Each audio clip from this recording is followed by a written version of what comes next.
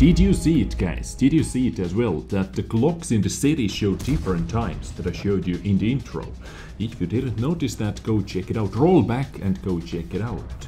Kinda weird, isn't it? Anyway, ladies and gentlemen, welcome back to my channel. Welcome back to some more World of Tanks action. Today I am going to tell you a story about the Soviet-Russian Object 430 Tier 9 medium tank. 430. I am talking about that 430 that gave birth to 3 prototypes which were tested in Kubinka in 1958. And did you know that those vehicles, those 3 prototypes, showed characteristics that were supposed to radically change the design of battle tanks on this side of the Iron Curtain? For the first time, an extremely compact opposed piston engine was used, T4DD, designed by the plant's engine design team. Yeah, sounds awesome. I know a lot about 430 because it is such a special vehicle. Okay, where is my wiki page? What else I can tell you? The transmission system comprised the 2 lateral gears on each side of the engine. Wow. Those 2 innovations yielded a very short engine compartment, which means more room for the crew members, I guess, I hope, with the opening located beneath the turret. Ooh. The engine compartment volume was almost half that of the T-54. Almost half smaller than on T-54. An improved cooling system and a new lightweight suspension was fitted, featuring hollow metallic wheels of a small diameter and caterpillar tracks with rubber joints. Okay, rubber joints were used, guys. The tank would be armed with the T-54 TS and frontal armor of 120mm. But now, guys, the sad part. I guess this is why Wargaming removed the 430 from the tier 10 position, because historically it would have been a correct move. Because it did not present a clear superiority in terms of combat characteristics when compared to the T-55, which was entering active service. So Morozov decided that production was not yet ready, given the project's drawback. However, studies conducted on the Object 430U, featuring a 122mm gun and 160mm of armor in the front, demonstrated that the tank had the potential to fit the firepower and armor of a heavy tank onto a medium tank chassis. And a new project was consequently started, Object 432. So we are going to receive Object 432 into this game as well. It is only a matter of time. But this was a little story about Object 430 and how it didn't meet the standards, or how it was performing under expectations. Yeah. And why I told you all this was because the start of this battle was boring as fuck. Yeah, I had nothing else to do, I had nothing else to comment, I had nothing else to talk about the start of this battle other than a little history behind 430. I don't know, how did you like it, guys? Did you enjoy it? Would you like to hear me talking about history of one or another tank in the future as well? Yeah, I don't know. Wiki page, I like to read it sometimes not so much, but yeah, it was actually kinda interesting.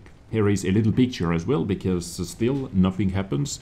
So this is Object 430's prototype on display at the Kubinka Tank Museum in September 2008.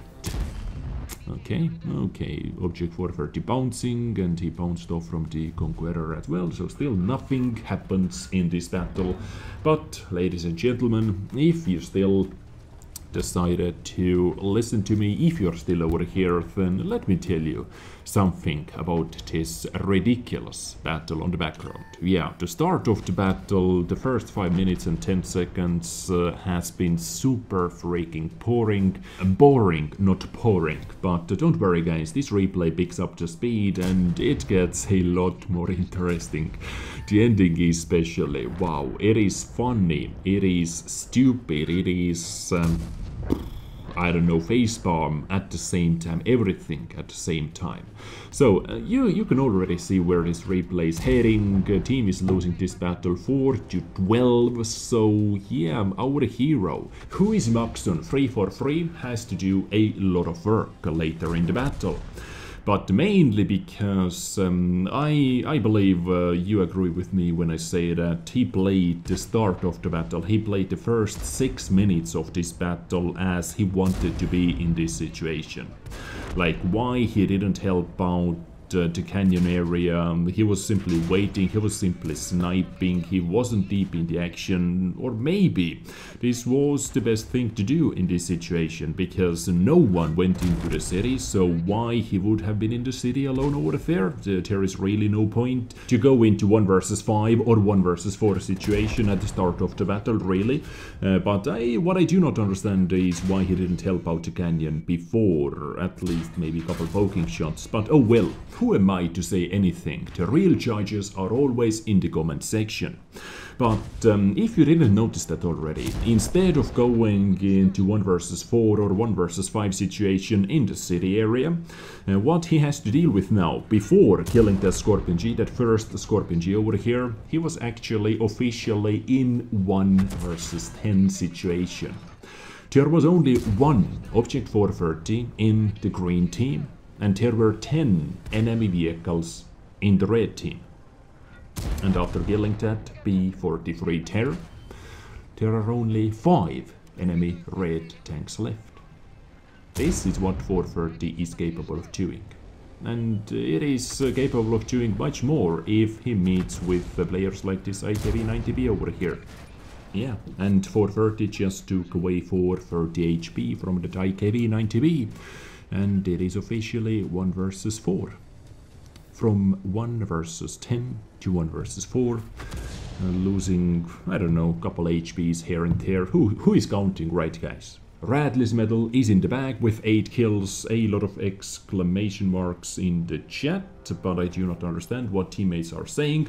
Are they cheering or are they cursing? Maxon 343 at the moment, I have no idea. But there are many medals still left to pick up. For example, killing every single artillery gets him Dimitrius medal. Sorry, I'm really bad at pronouncing that. It is the next medal after Bascuichis, of course.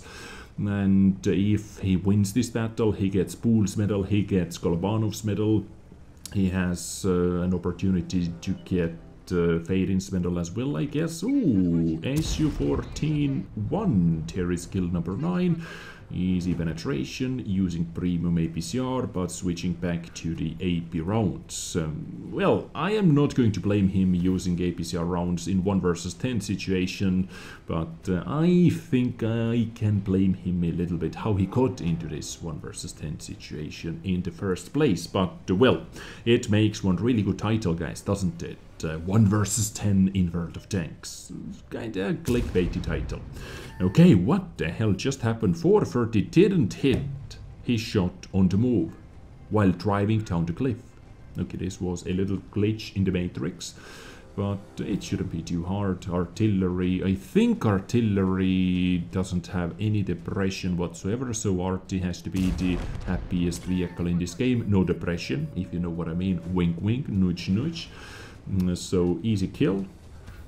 Once again, he was not able to like pull his gun down as much as needed, and he simply waited over there. Now M12 most likely was the guy who decided to cap a little, just a tip of capping, and he's trying to chase him down now. Well, I'm not blaming him actually, he's not sitting in the bush, he's not waiting for him, he wants to get that blood. There he is, and ooh, he was actually faster than Maxon, but Maxon did hit the gun, and now guys, this is actually quite ridiculous.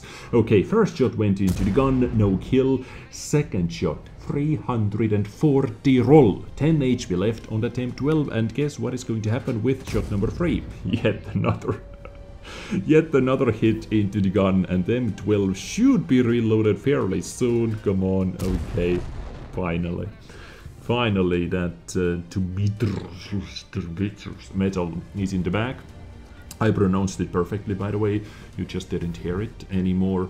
Anyway, Artie has been killed. There is only one more enemy vehicle left to kill, D-54, who has not been spotted the entire battle because we do not see any spotting marks on the minimap. So my wild guess is that this guy is AFK, and yes, what do you know?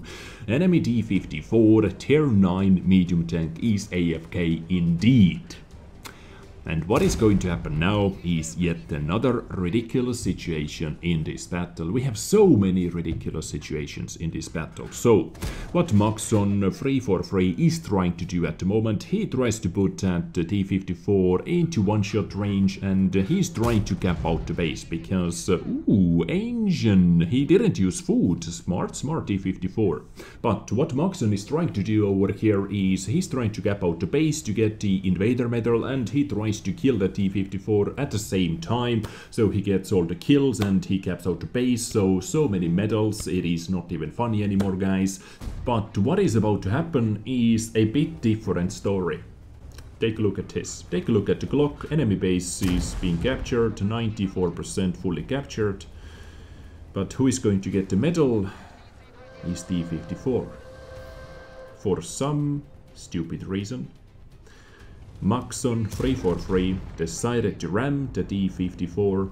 He received a critical damage. He lost all the capture points. T-54 got the defender medal, being AFK, by the way, being away from keyboard or disconnected. I don't know. What do you say about that, guys? You cannot make it up. There was 3 seconds left on the base capture. Yeah. Maxon 343 with Ace Tanker, Dumitro's medal, Pool's medal, Golobanov's medal, High Caliber, Top Gun, Steel Wall, and no Invader. 8,100 damage done, 12 kills, 1,828 raw experience. And on the enemy side, T-54 with no kills received Defender medal. Well done, well played, T-54. And this was my battle for you today. Ladies and gentlemen, I hope you are entertained, I hope you enjoyed it. If you did, hit that like button, hit the thumbs up button, leave a comment, subscribe, and hit that bell button. You have so much stuff to do, so I leave you to it. I love you all. Stay awesome, take care, and bye.